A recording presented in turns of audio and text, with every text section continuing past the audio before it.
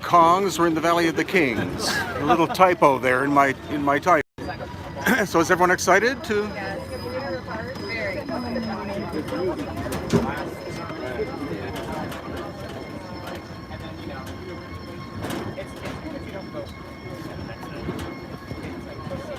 You see watermarks.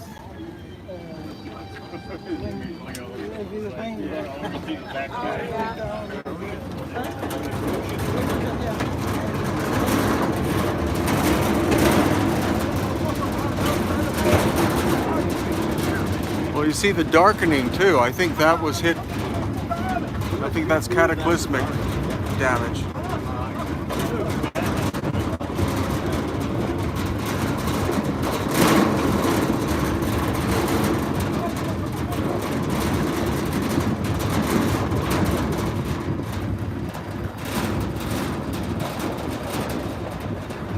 The Valley of the Kings.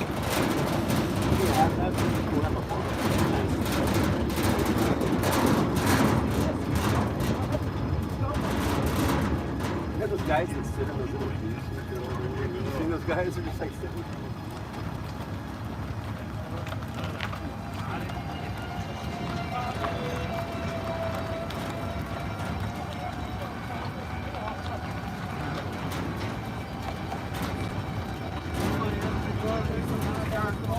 Yeah. Well, and right back there too. Concrete to get everything together. So it took on. Okay, we are here.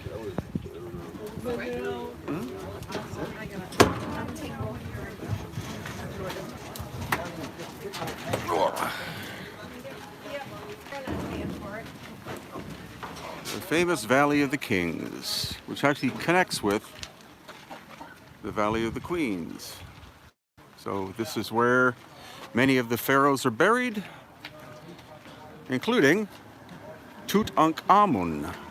But supposedly his body has been removed to be put into the new Grand Egyptian Museum called the Gem, which is supposed to open later on this year.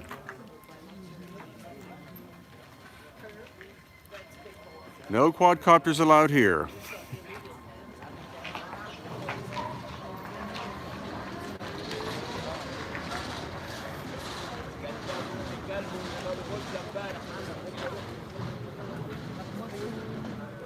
Ah, you're doing a fungus.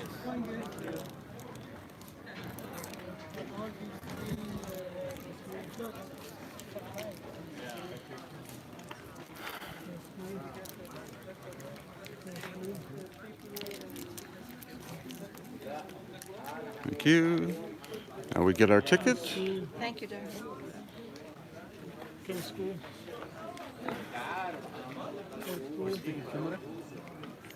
No.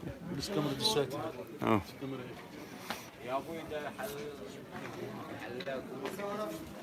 Uh-oh. We have my ticket, camera. Right. Yeah, we should be dead. We should be getting those. Oh. Oops.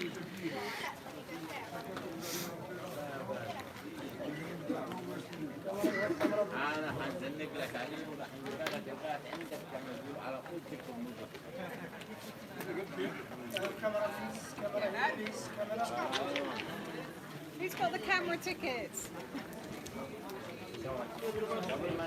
Everybody's here.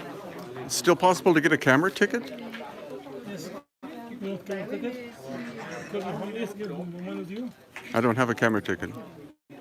You must be. Okay, when? I will call Moon down. Yeah, can you call Mo, please? Yes. Does everyone be? You need the camera ticket? Yes, if you need camera ticket, yes. Camera ticket. You Yeah. must pay it. We asked for one, so we put our name on the list for the camera Okay, ticket. they will give the ticket and they will give it. Okay, because we can't. They want us to leave. No, our no, no, camera. no, no, no. Go will bring it. No, okay. Camera tickets are coming? Yes. Assalamu alaikum. I'm Egyptian. Actually, yeah, that's my. These are American. It's kind of cute. So you can see it's limestone. But the interior of the shaft systems is incredibly complicated and very incredibly smooth surfaces. So the idea that it was done with hand tools is very, very highly unlikely.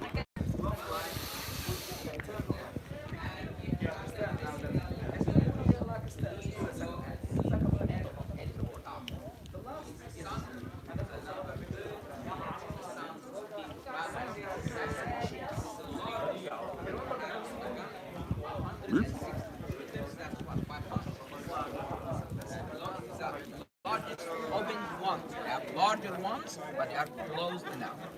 Okay?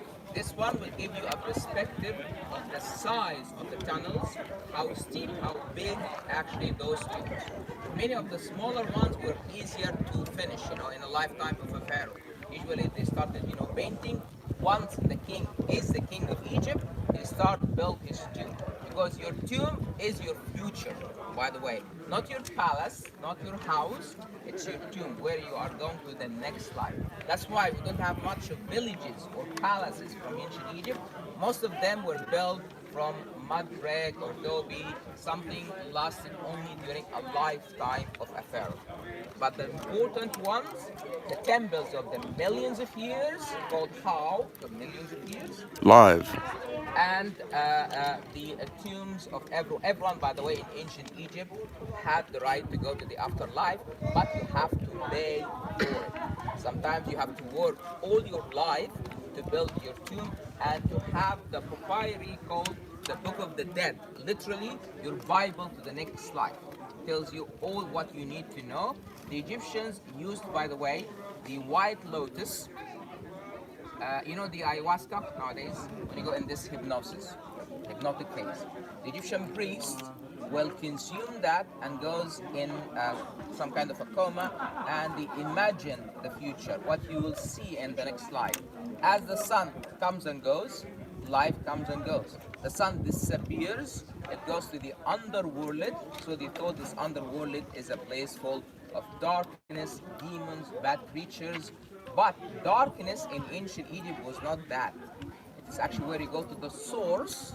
That's why under the pyramids, all the tombs have what we call the cave of Sokar. Sokar is a god to bring you back to the beginning, where you will rise again, but this time as immortal, as a god in our modern concept of gods.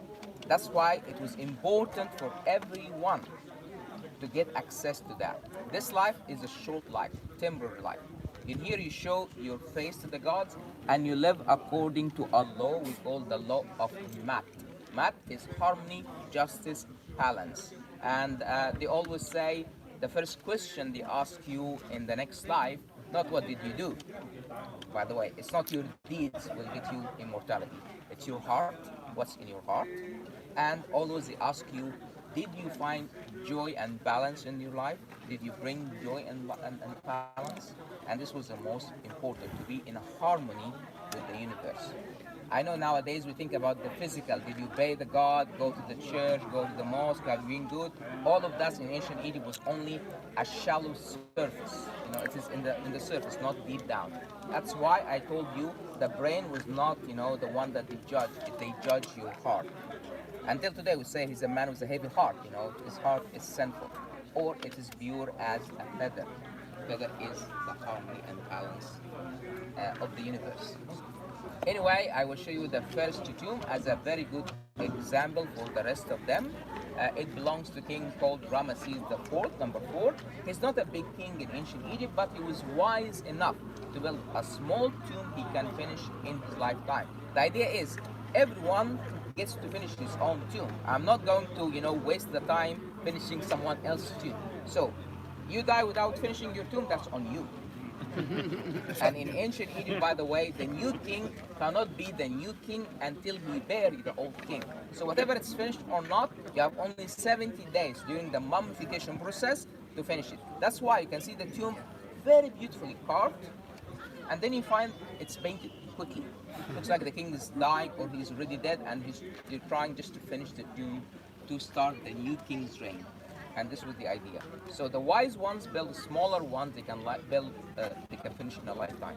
For example, Ramesses II, he lived for a long time, almost 92 years. He ruled Egypt for 67 years. His tomb was 3-story building underground. And the tomb of his sons and daughters, one of the largest tomb complexes here. It has 95 rooms. You know all the treasures of King Tut? We found it in one hallway, 2 small rooms, 5,000 objects we found in this teeny tiny tomb. Actually, this is King Tut, this is King Ramses. I can't even imagine what was in King Ramses, treasures and all of that. I can't imagine. Tutankhamun is nothing in history, literally nothing. And we find 5,000 golden objects. Hopefully one day we will find another intact tomb. By the way, we have many kings we never found, so we're so excited, maybe in the future we will find more of them. Let's go and have a look.